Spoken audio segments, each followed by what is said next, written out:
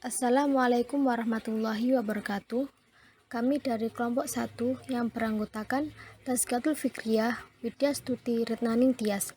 Kami di sini akan mempresentasikan hasil diskusi kami yang berjudul Pembelajaran di SD atau MI. Yang pertama, saya akan menjelaskan mengenai pengertian pembelajaran. Pembelajaran dalam bahasa Inggris yaitu learning, yang berasal dari kata to learn atau belajar. Pembelajaran merupakan proses yang dinamis, yang pada hakikatnya belajar diwujudkan dalam proses yang berdinamis dan bukan yang diam dan pasif.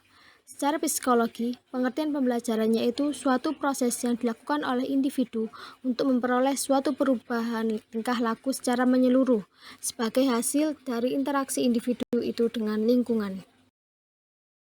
Selanjutnya yaitu prinsip-prinsip pembelajaran.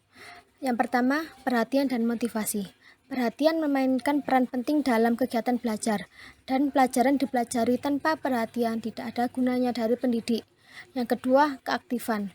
Dari sudut pandang seorang pendidik, belajar dialami sebagai sebuah proses, dan mereka akan mengalami proses psikologis ketika berhadapan dengan bahan ajar. Yang ketiga, keterlibatan langsung atau berpengalaman.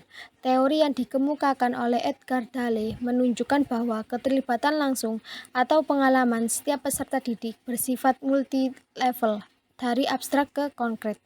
Yang keempat, pengulangan. Pengulangan yang berkaitan dengan pembelajaran adalah suatu tindakan atau perilaku yang dilakukan oleh siswa berupa latihan-latihan yang berulang-ulang, dengan tujuan untuk lebih memperkuat hasil belajarnya. Yang kelima yaitu tantangan. Jika pendidik ingin anak didiknya berkembang dan selalu berusaha mencapai tujuannya, maka pendidik harus memberikan tantangan dalam kegiatan pembelajaran. Yang keenam, perbedaan individual. Dimyati dan Mudiono berpendapat bahwa peserta didik merupakan individu yang unik. Artinya, tidak ada dua orang peserta didik yang sama persis. Tiap peserta didik memiliki perbedaan satu sama lain. Materi selanjutnya akan disampaikan oleh teman saya, yaitu Widya Stuti Retnaning Tias. Oke, yang selanjutnya, karakteristik pembelajaran di SD.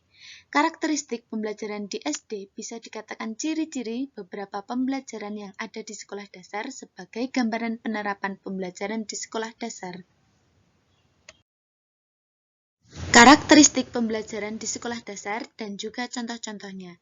Yang pertama, di kelas 1 dan 2. Pembelajaran dilakukan dengan mengetahui sebuah fakta dan memahami kejadian yang ada di sekitar lingkungan siswa.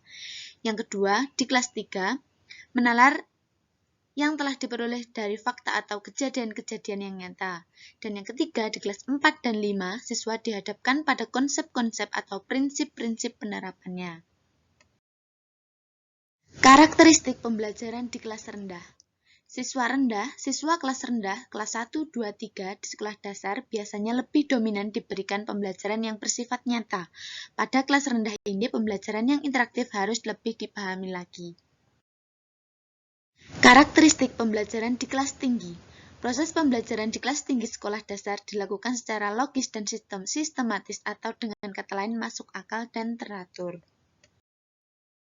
Yang D, karakteristik perkembangan anak usia SD. Perkembangan fisik dan motorik.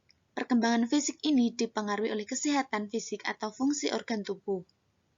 Yang kedua, perkembangan kognitif. Perkembangan kognitif siswa sekolah dasar dapat meliputi perubahan yang terjadi dalam pola pikir siswa sekolah dasar.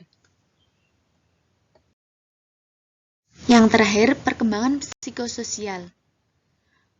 Siswa saat menjelang masuk sekolah telah mampu mengembangkan kemampuan berpikir dalam bertindak dan pengaruh sosial secara menyeluruh.